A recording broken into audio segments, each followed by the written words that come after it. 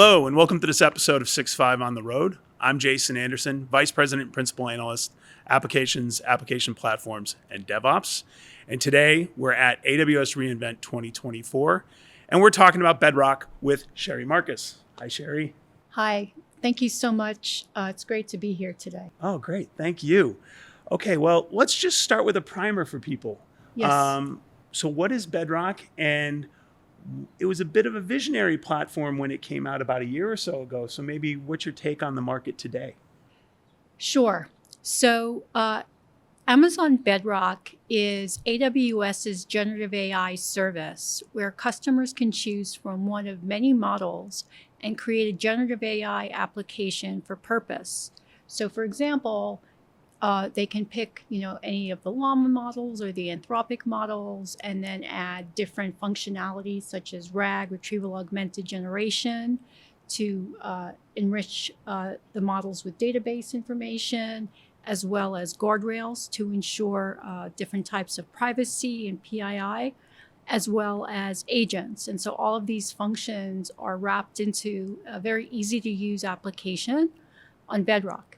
And my role in Bedrock is I lead science, and AWS Bedrock is very much of a science-led product. And so we are developing all of the great components within Bedrock, such as guardrails, agents, distillation, and so forth.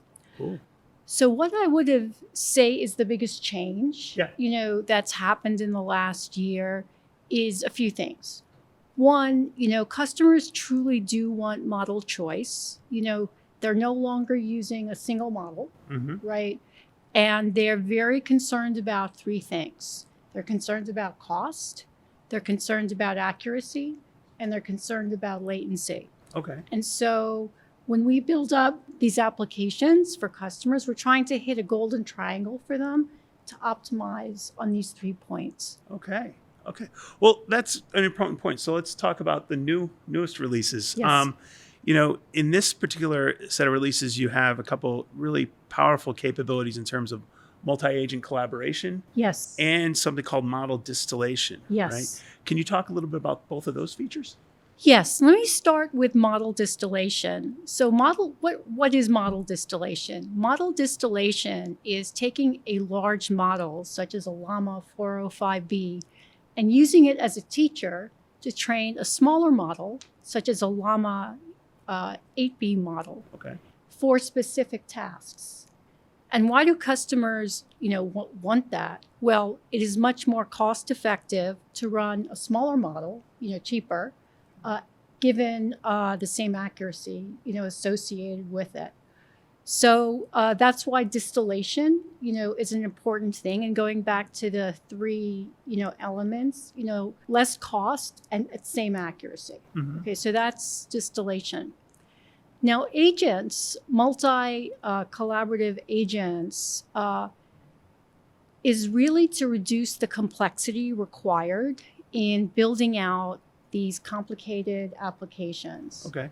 So, for example, for investment banking, Sure. You're trying to determine how to make certain types of investments, within a single market. Let's say energy, right? And what you want to be able to do as a user, right, as an analyst, is you want to be able to type a very simple query, natural language. How is, the price of solar panels, going to be affected by the geopolitical, climate in, the following countries, given that there won't be subsidies anymore, right? And that ultimately will affect the stock price, right, of the solar industry. And so what a person would have to do is go to various SQL databases, read many different trade, news. And so what multi-agent collaboration allows is, you have very specialized agents, each specific, to a given function. So you can have agents that are very specific to carrying out certain SQL queries, about prices of solar panels, right? Retrieve it. And then you can have agents that are very specific about retrieving news about from trade magazines, right? And then you have a master agent who's bringing it all together, okay, into a single point of view for the analyst. So agents very much is an efficiency driver, number one, and it's democratization, okay, because it allows someone who doesn't necessarily need to know SQL, okay, or need to know complicated things to access data. They can just access things through natural language. So that's a lot of stuff. Yes. I guess if we go back to your golden triangle that you just described a few minutes ago, how do you kind of determine how to prioritize all these different types of capabilities in a market with AI and LLMs that's still very fluid? So Yes. how do you kind of pick? So the first thing we really do is we work back to our customers' problems. Okay. And for many customers, their business requirements don't require a big model, okay? But they do want the accuracy, right? Very high accuracy for their customers, like call centers, right? You don't necessarily need large models to run, those types of results. So in those cases, right, we use distillation, right? Let's give the customers a small model, but at the best possible accuracy we can, for the tasks. Okay. Whereas, if you're in a situation where you require, very high accuracy, all right, let's say, a trading situation, where, people are looking for very high accuracy, government, then we would, optimize, for accuracy. Sometimes we would use the smaller model if it was exactly as, comparable to, and sometimes we would add additional features to increase accuracy. So there's a lot of models out there. Yeah. Somebody just was talking recently about there being like 1,800 models that are available. In terms of the distillation capabilities, how do you kind of pick the models? Like, how do you make sure that you're delivering that consistent or at least the best customer experience you can when there's so many models to choose from? And you know what I mean? How do you kind of narrow the field a bit? Yeah, so we tend to start with, models that customers, have strong affinity and adoption towards. So the Llama class models are in our distillation release. Claude, Anthropic models is in our distillation, release, and we'll soon have as well our own new Nova models in distillation. When you look at agents, there's some folks who think that in order for something to be called an agent, it has to be 100% autonomous, right? Now, that's not necessarily the widely held view, but I was just curious in terms of what AWS thinks and what AWS's point of view is on agents and particularly agent autonomy as we head down the road into this kind of agentic future. Yeah, that's a great question. We don't have a specific position, on it. Agents, like everything, is a capability that we provide, customers. And, all an agent really is you have an LLM, right? And you ask it a question, like, what was the price of solar panels? All right. And it'll call an agent, all right, with that prompt to retrieve, that information, and then the LLM will provide a nice summary. But really, it's an API that uses tools. Okay, and may have long-term memory to remember transactions, customer transactions. But I think we're a ways, personally, from truly autonomous agents. For very complex, systems. I think for simple systems, we certainly can move more towards autonomous agents. Yeah, in some ways, I think there's people out there trying to kind of replace the thought of robotic process actions with agents. Yes. And they're distinct, right? So they are. So I think that's kind of part of the learning journey everybody's on is that these things can work together. They don't have to be replacements for each other or anything like that. Yeah.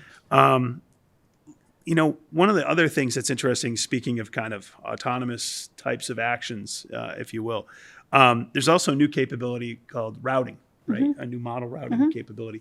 Can you talk to us a little bit about that? Sure. So if a customer, enters a prompt, right? We have a new routing capability, which enables us to be able to choose a model, okay, that will be the smallest possible model that will answer that specific query. Okay. So this type of automatic model routing, again, is a cost driver. It happens, pre-inference, right? That the prompt is, determined to, be optimized for a specific model. And it's really very useful, again, to drive down costs. And we found that, perhaps 40% of all prompts are very simple prompts, that really can be answered by the simpler models versus the more complex models. And so as a result of that, it's a very effective tool to drive down costs for customers. So Sherry, one of the other features I saw with Bedrock that I thought was super interesting was this idea of model evaluation. Yes. Can you explain that a little bit? Can you tell us what's going on there? 100%. So many customers, we talked about model choice, right? And customers want a concrete way to evaluate which model is best, for my business use.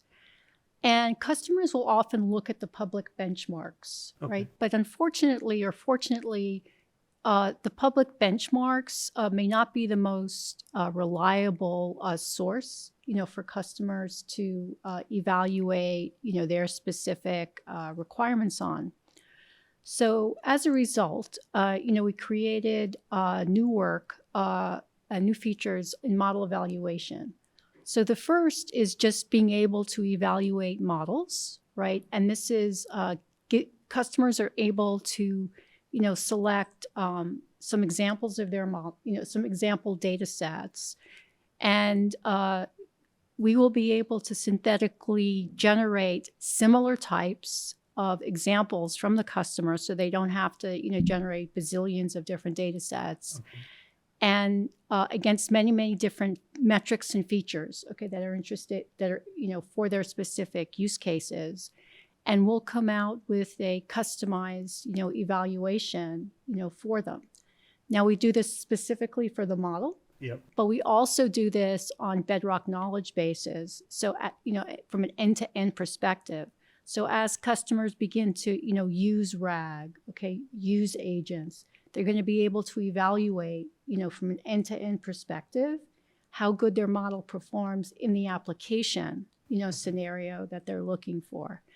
And again, all of this is to drive model choice and enable, the best possible model for the customer. Okay. So you said it was the data, but do you also include sample prompts in that too? Or is it just you're looking at the data sets and the integrations going in? So we look at the sample prompts as well. Yeah. Okay. For different types of agent, different types of application, scenarios, as well as for the models, just looking at customer prompts if they were just going to run the LLM alone, and then we look at an expanded set of prompts if they were going to run it with, as a RAG, right, accessing different databases or other types of functions. So one of my favorite parts when I was doing product development and product management of the job was actually internal use. I always felt like you learn a lot from customers, but really your own folks tend to beat on it a little bit more and quite honestly be a little bit more honest with the feedback. Right. So I would just love to hear how you're using this internally and doing different types of experimentation with these features within AWS or Amazon, if you don't mind sharing. Yes. Much of the work that we're developing is truly new, such as model routing, right? And so one of the questions that we had is, how do we know what good looks like, for a model router? And so we initially decided as a metric, we'll flip a coin, so if it's better, if than 50% of the time, we get, improved results with a smaller model, then it's a good bet for the customer, right, to use the smaller model. But then we decided, maybe that's not the best metric, And so we went out and we looked at, different kinds of metrics, that would be more, and I won't describe the specific metric, but, metrics that would better, be suited, for this type of evaluation. And typically, and just And another example is in the area of, agents and, agentic behavior. We will look at, millions and millions of different prompts and different types of scenarios, for agents to determine, accuracy, and are we, building the right framework or role types or models. And a lot of it is very much trial and error, and you learn, by experimentation. Sure. There is very little, I guess the best word is like tradecraft, like just, like running a simple machine learning, classifier is something that has, thousands and thousands of different, person hours invested in how to do that perfectly. That doesn't exist for GenAI, and very painstaking work. And, I'm personally very proud of my team for their grit, in getting through to, superb solutions. Great. Well, thanks for joining us, Sherry. Thank you. And thank you all for tuning in to this episode of 6.5 on the Road at AWS reInvent 2024. And if you enjoyed what you saw, please check in on our socials at 6.5 and or click like, subscribe, and have a great day. Thanks.